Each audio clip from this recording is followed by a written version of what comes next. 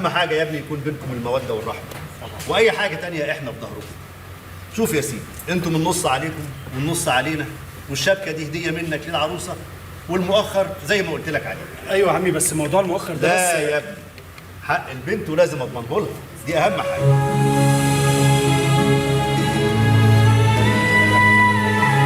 والله يا عم انا يعني تحت امركم في كل اللي تطلبوه. شرفت يا ابني، اهلا الله وسهلا. يخليك. نقرا الفاتحه. على بركة الله نقرا الفاتحة.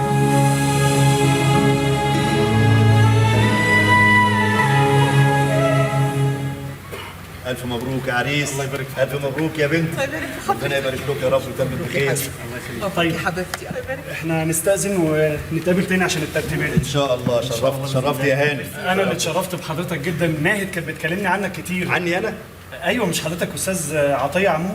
لا يا ابني، انا مش الاستاذ عطيه عمو. امال حضرتك تبقى مين؟ انا عصمت جارهم وصاحب والدهم الله يرحمه، كنت مهتم بتربيتهم بعد وفاته. ونعم التربيه. الجار للجار يا ابني، والنبي وصى على سابع جار.